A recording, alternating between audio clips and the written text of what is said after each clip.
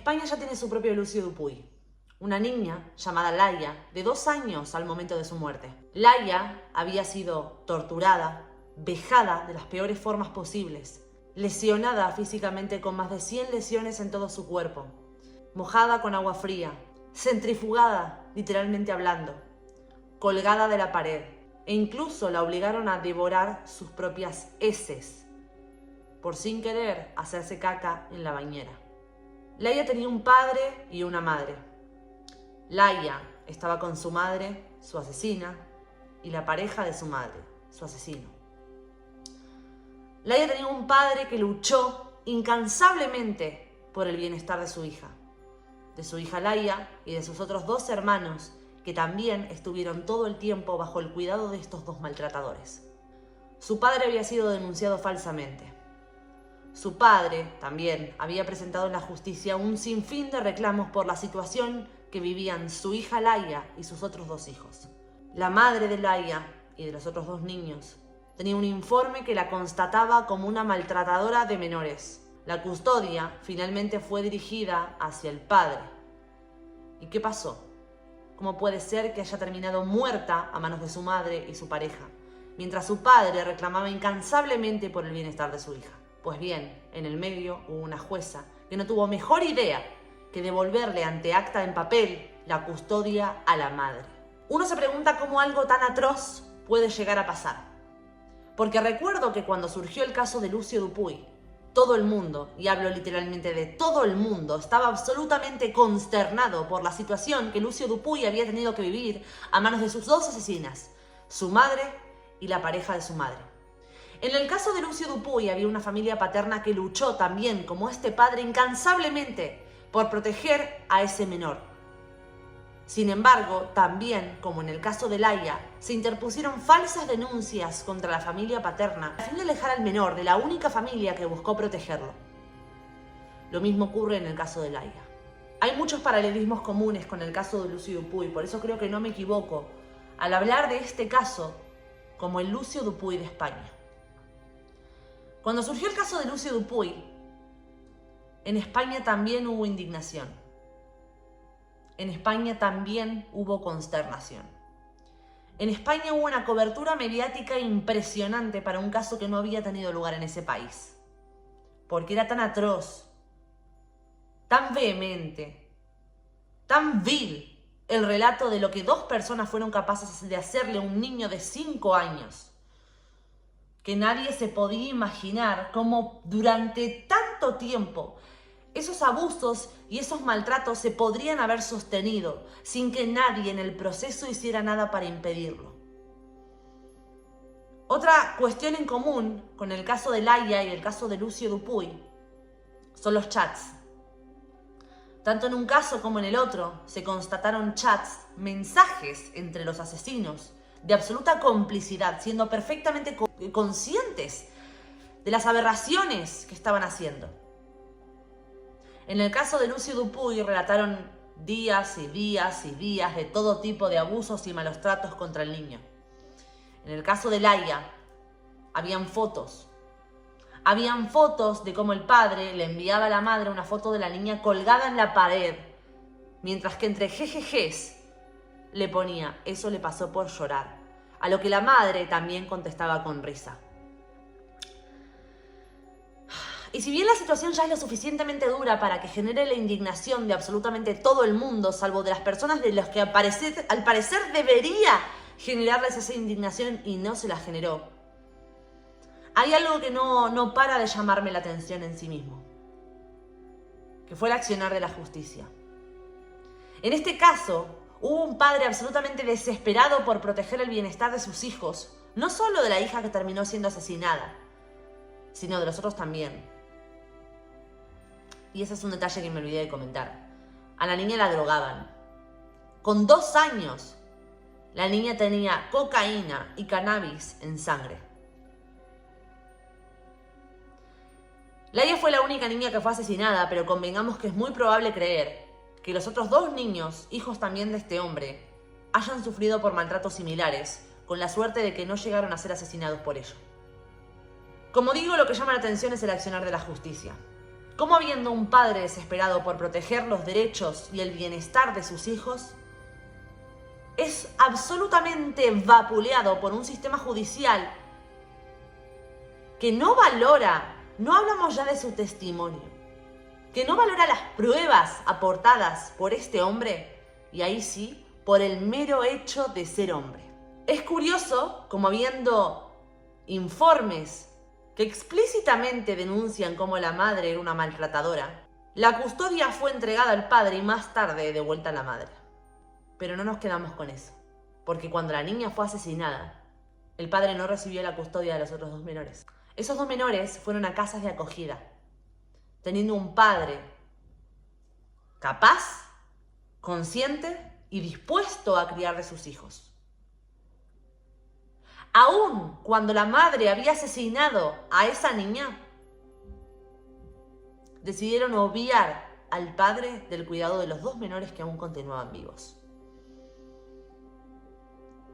Y vamos más lejos.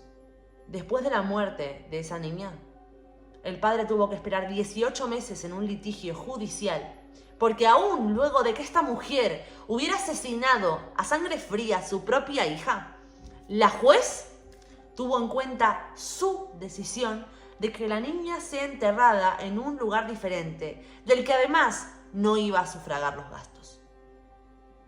A ese padre no le dejaron ni eso. No le dejaron ni la entereza ni la dignidad suficiente como para elegir dónde tenía que ser enterrada su propia hija. Nada. A ese padre lo despojaron de todo, hasta de razones para vivir. Si esto no fuera poco ya, si no alcanza para quererse tirar al río, al ver tanta injusticia junta y tanta inacción judicial junta, por parte de, valga la redundancia, la justicia. Si no fuera suficiente con esta absoluta atrocidad jurídica, tenemos lo siguiente: el tratamiento mediático. El tratamiento mediático de este caso fue prácticamente nulo. Ahora mismo, y esto es noticia por eso ahora mismo está teniendo lugar el juicio contra los 2 asesinos.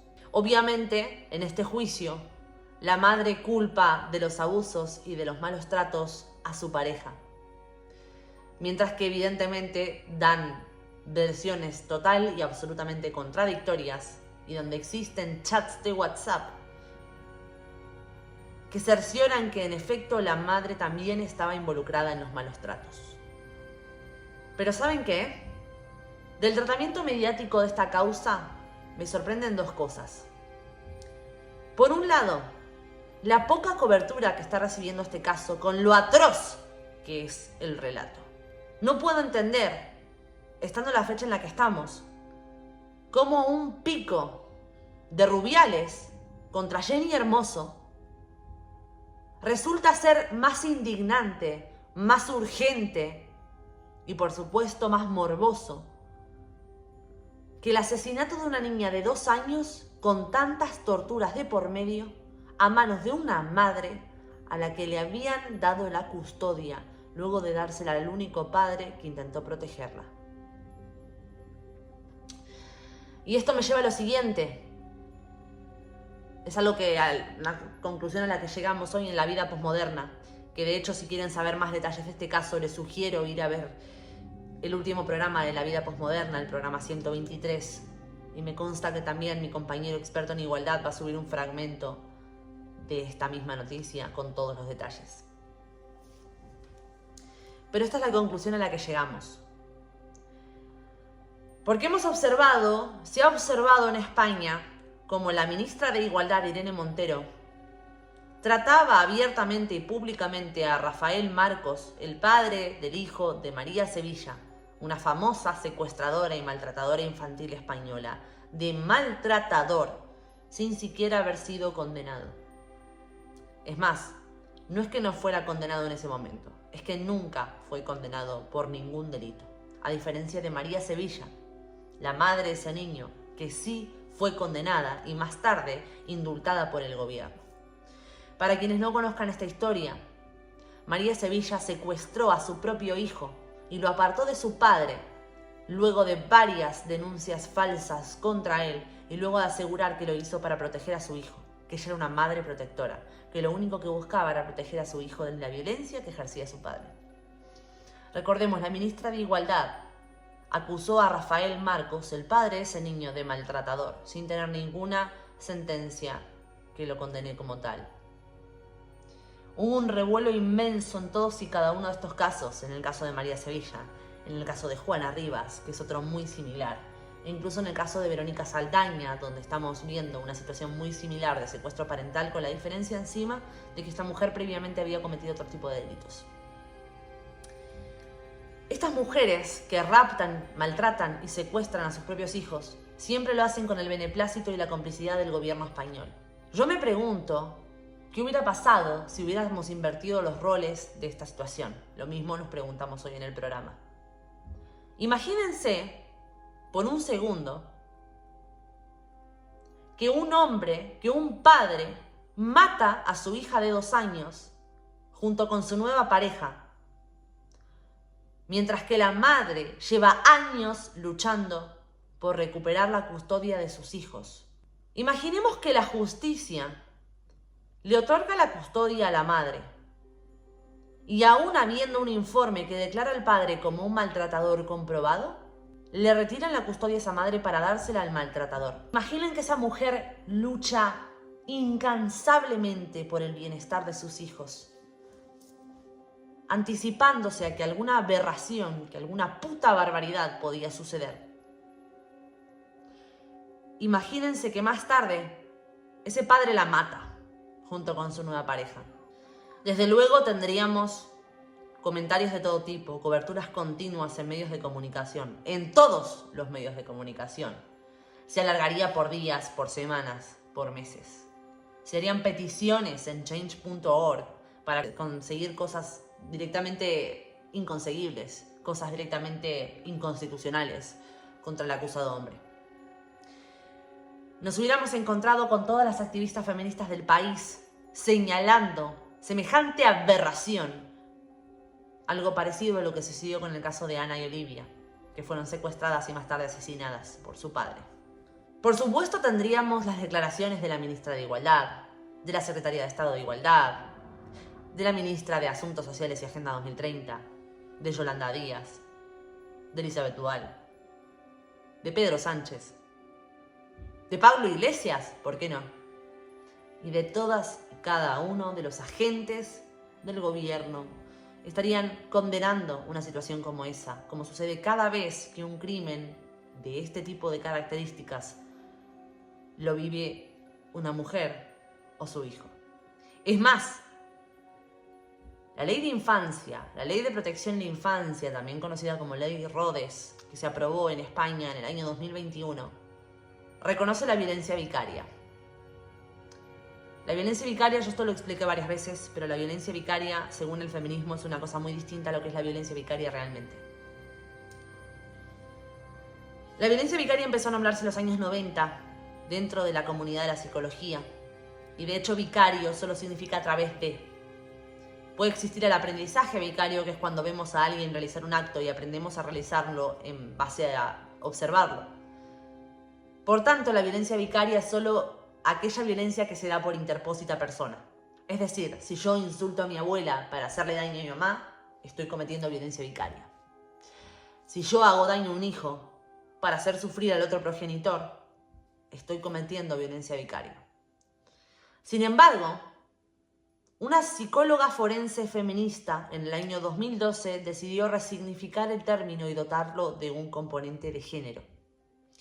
En ese momento, la violencia vicaria pasó de ser este tipo de violencia que acabo de describir a ser la violencia que se da de un hombre contra una mujer a través de los hijos en común con el fin de seguir perpetuando el maltrato contra la madre. Es más, ni siquiera me invento esto al decir que lo ha definido ella unilateralmente, porque en la definición que surge de violencia vicaria en la propia web de Sonia Vaccaro dice "lo he denominado". Como si una licencia de psicóloga te autorizara a redefinir un término ampliamente aceptado en la comunidad de la psicología.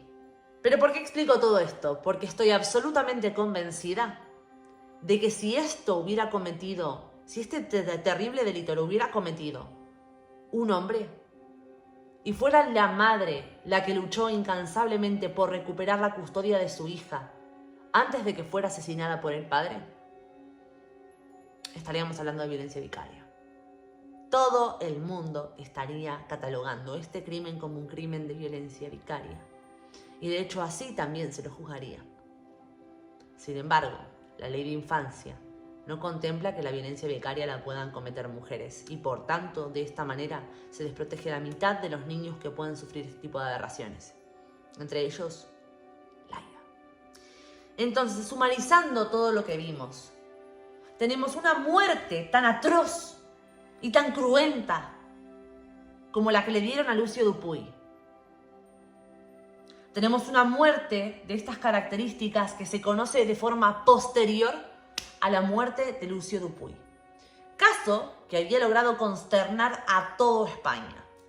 Y sin embargo, ese caso no fue suficiente para que en España tome las instancias necesarias para prevenir que un caso así se dé en su país. De esta manera consiguieron su propio Lucio Dupuy.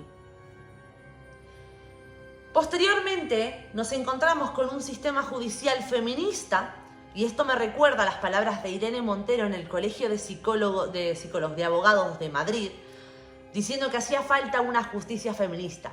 Una justicia feminista como esta, por supuesto, que incluso ante las evidentes muestras de que la madre es una auténtica maltratadora de menores, decidas arrancarle ese niño al padre, niña en este caso, y entregárselo a la maltratadora para que lo mate, la mate en este caso, de la forma en la que mejor se le ocurra.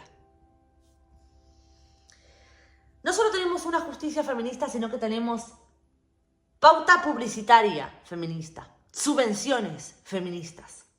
Y las voy a decir con estos términos porque en realidad no es que los medios sean feministas, sino que los medios se mueven por ciertos intereses. Y esos intereses están ligados, por supuesto, a las subvenciones públicas que reciben del Estado, del gobierno, que les da la línea editorial que tienen que seguir para seguir cobrando todos los años su partida presupuestaria. Y resulta que para los medios de comunicación termina siendo más serio, más urgente y más grave el pico de un señor adulto poderoso a una mujer adulta poderosa que una niña de 2 años que ha sido torturada y asesinada posterior a haberla arrebatado de los brazos del padre que quiso protegerla. No solo eso, sino que además le sumamos que desde el accionar judicial le impidieron a ese padre enterrar a su hija durante 18 meses y le arrebataron a sus 2 hijos que fueron directamente a una casa de acogida, como si fueran hijos huérfanos de un padre vivo. Y por último, tenemos la absoluta y total complicidad por omisión del feminismo. Cuando se habló del caso de Lucio Dupuy acá en Argentina, salió la ministra de Mujeres a decir que era mentira, que el feminismo no mantiene entre sus filas ni calla ante mujeres abusadoras. Pero hoy el feminismo español y sus responsables institucionales, véase Irene Montero o Ángela Rodríguez Pam, brillan por su ausencia en este debate y no dan una pizca de apoyo a este padre. Cosa que sí hicieron con un pico entre 2 personas adultas y cosa que desde luego harían si la situación hubiera sido la inversa.